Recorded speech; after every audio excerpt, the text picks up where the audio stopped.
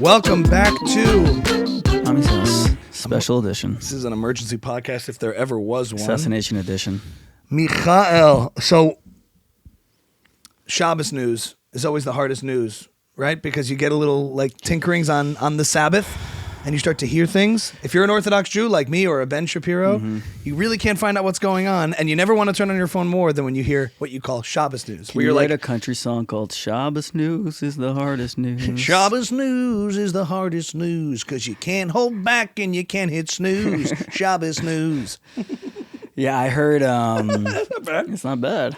That's not bad at all. When you want to know, but you can't know because the sun's got to go down real slow. I'm already cooking. Fake notifications come up. So you find out who's really keeping Shabbos and who's not. But yeah, I'm sitting on the porch. This is how I find out what's going on. I'm sitting on the porch in the country, and our guest, previous guest Nachman, comes out, and we're in the middle of talking about other things, and he goes, "More important things." He just says, "There's more important things." We're like, "Huh?" They shot Trump. Silence. Huh? They shot Trump. And he sinks down and he's like, I'm devastated. And then he gets up. He's like, I got to check what's going on. Like, couldn't hold it back. And then between that time of they shot Trump to they say it grazed him. Oh, you didn't know? No. Okay. What time was this? Maybe 6:30. When it happened, he got like some emergency call. It comes in. They shot Trump. That's all I heard. And before I knew it was a graze or any of details of it, I'm sitting there like, if Trump is dead, if this is real, first of all, the simulation theory is proving even more and more again from COVID, from all the things that are crazy in life. Yeah. Here's another yet again crazy thing to just pile on. Kobe in the helicopter, COVID, Trump winning in 2016. None of this is real. And I'm thinking to myself, we are so on the brink of civilizational collapse, civil war, civil unrest. I fully believe if that did happen and he was killed, you can just imagine it. What happens? People take to the streets. You realize just how close we are to, in the same way, like I didn't think COVID could really happen and everything would just shut down and life would be drastically actually different. It reminds me of the normalcy bias we are so far away from. There was a time in life growing up where you're like, that's not really going to happen. Most of the time, most things don't go that badly. But lately, past 5 years or so, when everything has been so unprecedented, it has left like a scar in me that when I see these things happen, I'm like, if he was killed, we'd be in a different world today. And I do think there would be, like, we could be that close to think, like, civilization is held together very, very, in a very fragile way by like a very thin fabric. And if we don't if we take it for granted and we don't take it seriously, things could get really bad really fast. Yeah. And you were like, eh. No, yeah. Tell me your side. I don't know why I don't feel the same way about it. I would think also that if a presidential nominee got shot, it would tear the country apart. For some reason, I just have this feeling that like we're in a video game a little bit, and like even when it happens, I thought the assassination attempt would just kind of become like die with the news cycle. Like I didn't think, I don't know. I just didn't think it would register as much as it has. I have this like sense that like it's kind of already all chaos, and like I'm not even sure what else could make it more chaotic. Like, what if Trump was dead today and they were carrying out his body? I know. What do you think? Who do you see creating civil unrest? How does that play out for you? Everyone. Tell me about it specifically. Okay. If there was any doubt in the trust of institutions or peddling of conspiracy theories, you have your MAGA Trump supporters who put their faith in him and really have a strong emotional connection to Trump would be taken to the streets, probably violently, in an outrage. Under the pretense that they killed the our CIA president. Who killed him? Who's they? I'm legitimately asking. The belief that this wasn't just some isolated thing, or if it was, it's your rhetoric that caused it. It's you calling Trump Hitler for the last since 2016. Right. That's what they are saying now. Yeah. Your rhetoric, and one could make the case that both sides always demonize the other side, and it's gotten to the point where we're all calling each other the worst things. But in this moment, let's say in the short term, Biden has been saying Trump is the biggest threat He's not my opponent. We don't disagree on policy. He's a threat to our civilization, to our democracy, to our country. We need to save our country from this person. So under that rhetoric apparatus, one should assassinate him. I agree. It's like the just thing. You're creating that climate in which you should do it. And so you're even, also not making space to beat him. right. So like, what choice are you giving some psychopath? Oh, space to beat him? I'm saying Biden is saying this guy's Hitler, and also I'm gonna lose. So it's like, what choice are you giving someone who's mentally ill? Also, Matt Walsh tweeted something really interesting where he's like, this whole I condemn political violence thing is just a dodge. Because what effectively they're saying is that they have made the case to do this for the whole campaign cycle, but they also have to condemn violence. So if they actually condemn violence, then they're saying Trump really isn't that bad.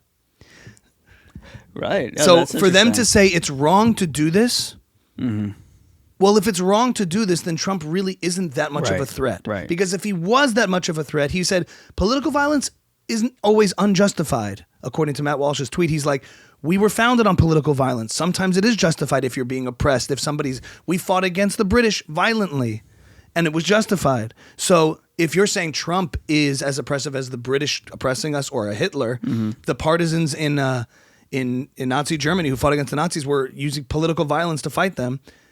So either it's right or it's wrong. And if it's wrong, then Trump isn't that bad. And you have to admit that what you've been doing and what you've been saying is completely exaggerated and fanning the flames of division.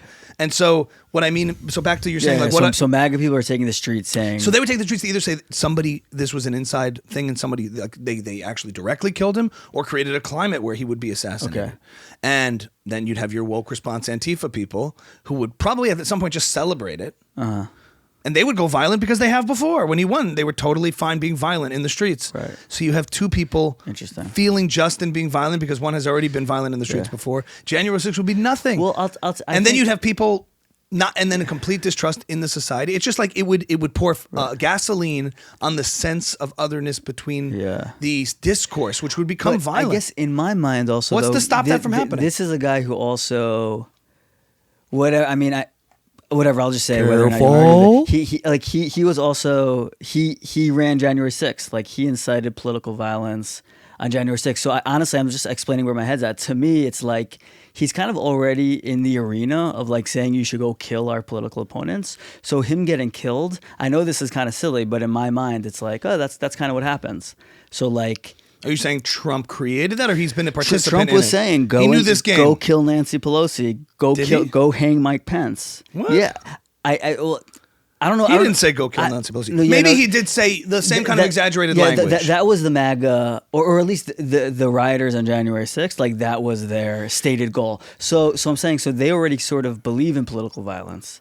Like the hardcore people who you're talking about taking this to the streets. So I'm wondering, maybe like, violent rhetoric, though, if we're being precise. But both sides play this game. But they went into the Capitol. But both sides play this game. In other words, both sides use exaggerated hyperbolic language in politics. Yeah. Put a bullseye. We got to stop them. We got to defeat them. I know you're hurting. We're going to take them down. The hyperbolic inflammatory language is. Everybody's guilty of that, right? So to me, this is just kind of an extension of that. That didn't shock me, I guess, in a way that you felt shocked. I don't know. I guess maybe like I kind of felt it coming in a certain way. Like I'm just not so. Yeah. It's not that it's shocking that there was an assassination attempt on Donald Trump. Yeah. What it just becomes revealed is how close we really are. Sometimes it takes a moment and be like to think he might be dead right now, and what that actually could mean. Right. Yeah. So your mind was reeling. Yeah. For those last few hours. Now it's not to say like how could this have happened. Yeah. I get that. It's more like it's actually happened, and what does this mean now? Right. And that's what I was freaking out about. And he's not dead. Got it. And now the narrative changes into what will be the aftermath of this. Yeah. And what we're seeing is like a galvanizing of support around Trump, even from people who were like tacit in their support. Elon's like throwing his official endorsement on Trump. Ackman is officially endorsing Logan Trump. Paul, you see what Logan Paul said? I think he said like, this is what happens when you come for a servant of God.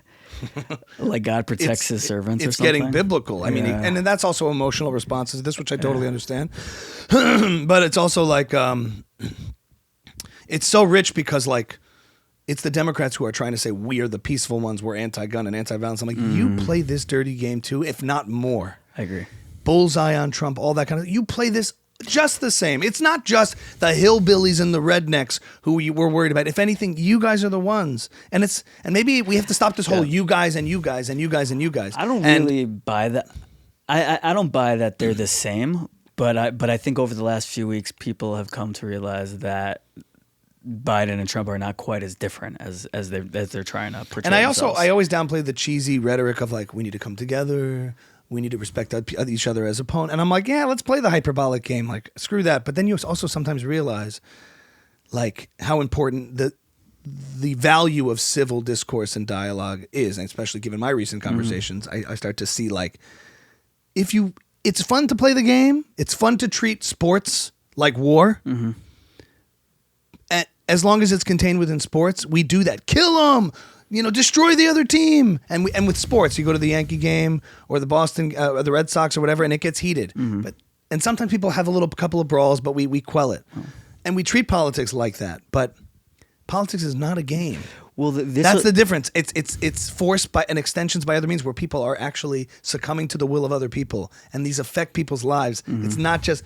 I think we treat it with sports language and team sports and tribalism, but once you leave the stadium or the arena, it stays there. Right. And politics extends to all of us. And so you start to think maybe these lofty terms like unity and coming together and uniting the country, when cataclysmic crazy events like this happen, just like when COVID started to happen, or 9/11, big events, real consequence, you go, okay, that stuff is kind of important sometimes. We can play the game in a civil society. October 7th, you're like, you know what? There's opponents and there are enemies. And maybe I've been calling my opponents here one thing, and then you see what Hamas is doing. You're like, okay, we can't use the same language all the time. So in such a loose, low resolution way, because we lose sight of like really important values. Well, this goes back down to like you just put out a video of Trump, like you're doing an impression of Trump responding. Yeah. And you were having... They tried to get me, folks. It was this, my beautiful hair grabbed the bullet, spit it out. They couldn't get me. Right, so you're making jokes about it. You put it out because other comedians are making jokes about it and putting it out.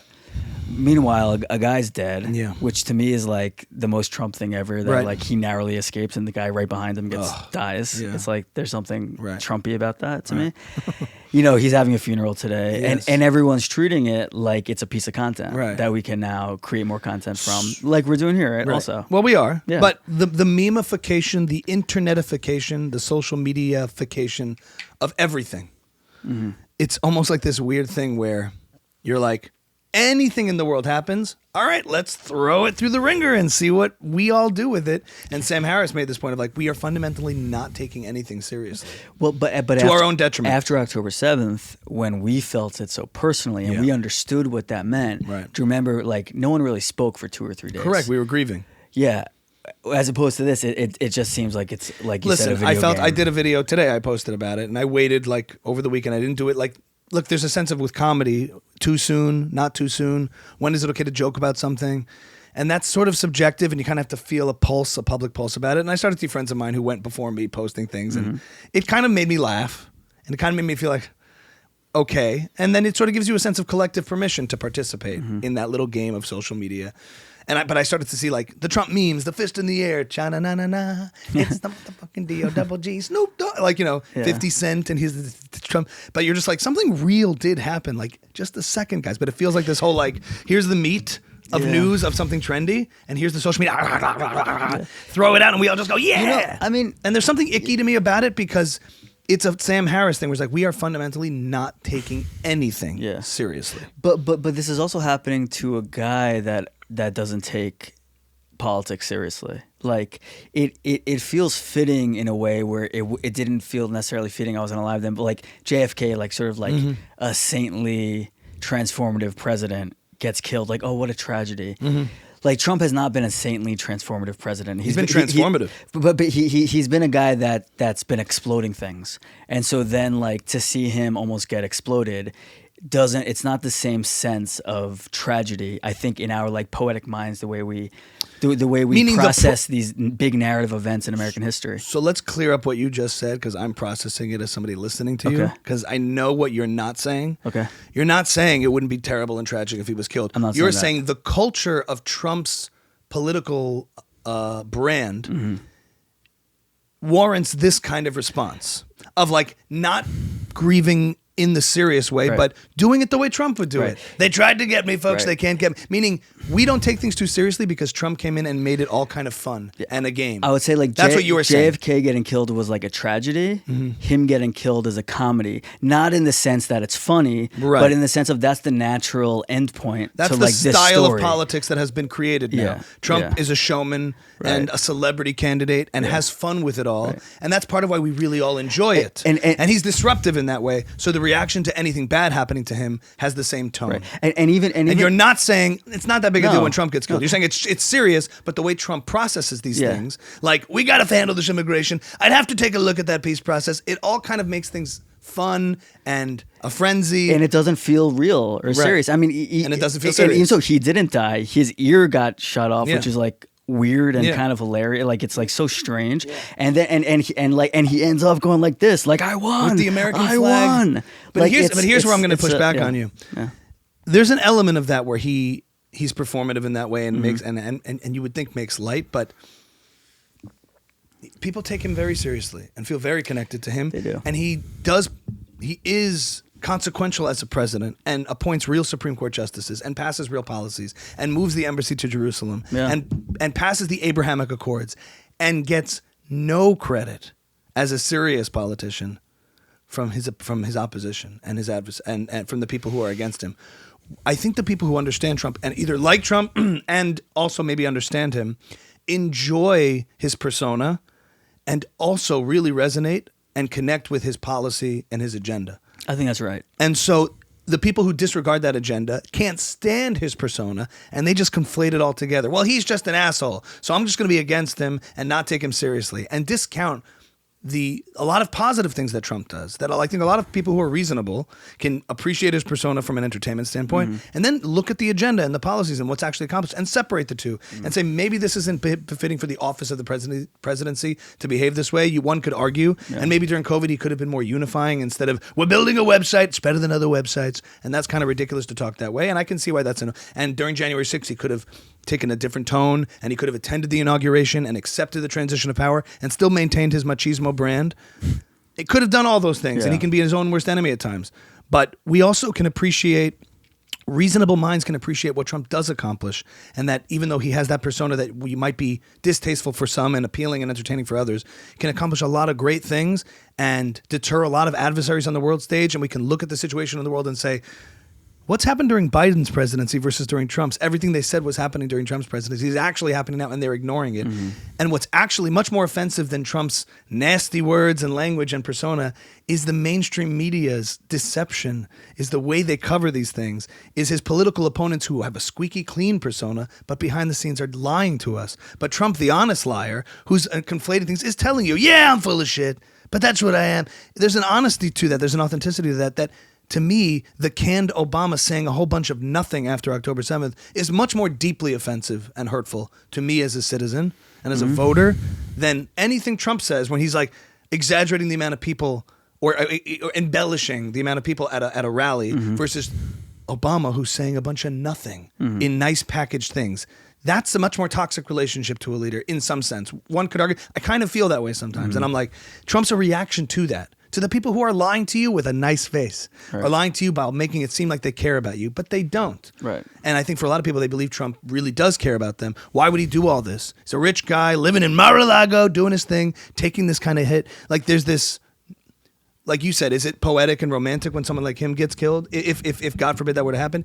Yes, in the sense that people are seeing the sacrifice persona of Trump that you're not seeing. Right, what he's willing to do if you genuinely believe he has good intentions. I'm just trying to highlight that feeling of connection. He's doing this for us. He's combating the swamp and the corruption. Right.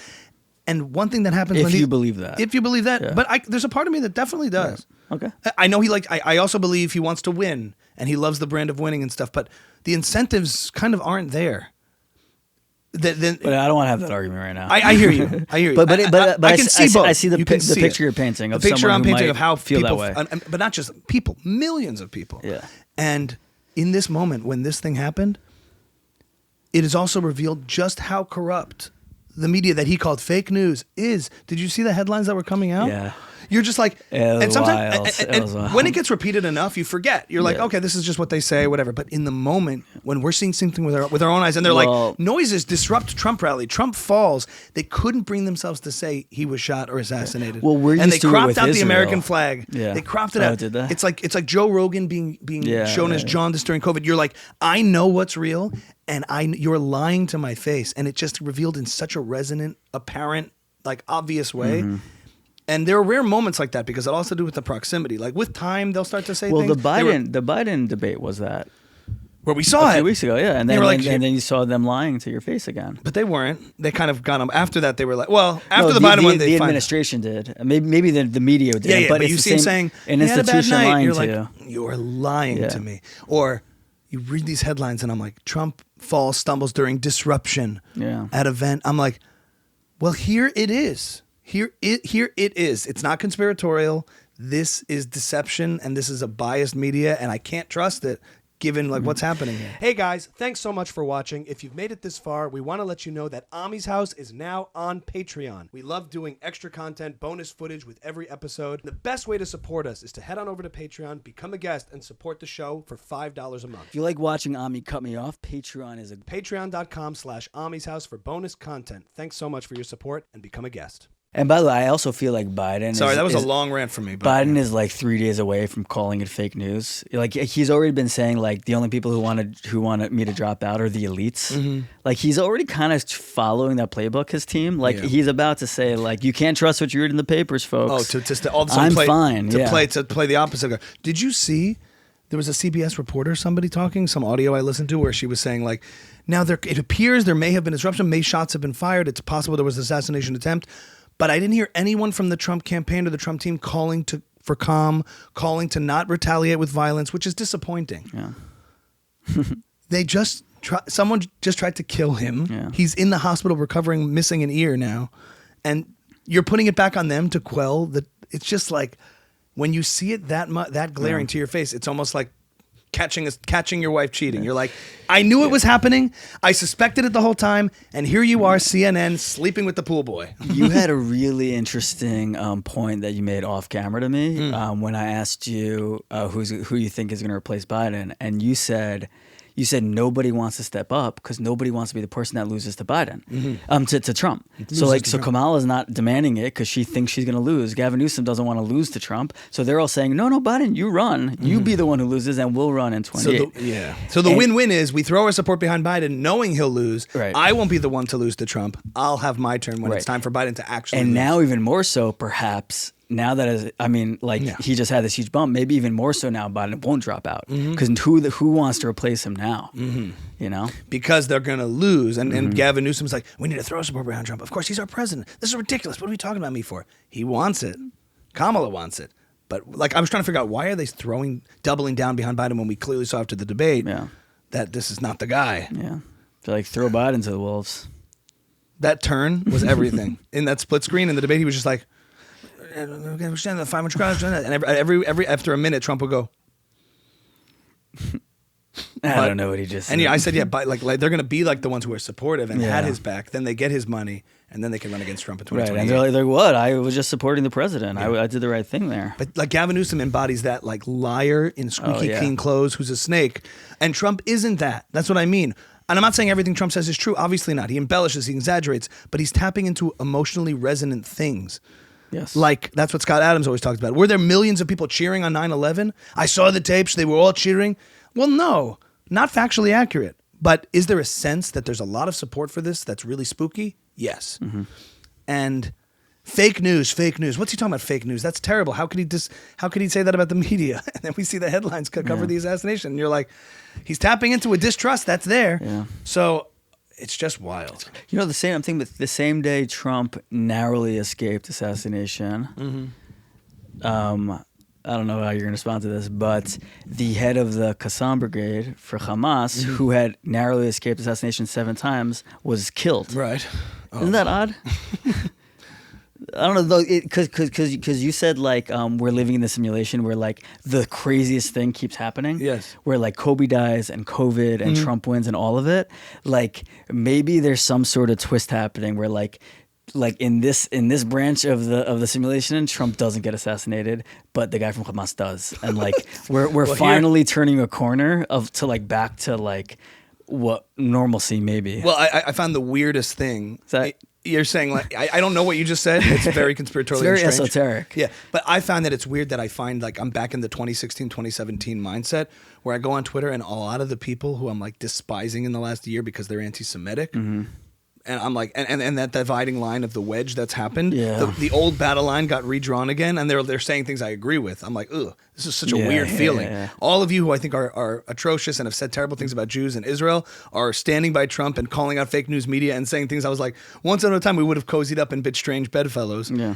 And it's just weird when these events happen where the battle lines get drawn and then redrawn and re-allied. Now, I'm not defending any of these people individually at all, but it's just a weird emotional place to be reading things from people who have been tweeting all the worst stuff, but you're like, yeah, I agree with you here. I agree with you here. Anyway, we got to move on. Yeah. But this was Emergency Pod. I think we have an interesting take on it, and I'm freaking out a little bit because it seems so close. So maybe it's a blessing in disguise. Yeah, and I'll tell you why I'm not freaking out, because it feels like for the first time in a long time, something sort of like normal and good has happened, where like he escapes assassination. Yeah. And like that's a good thing.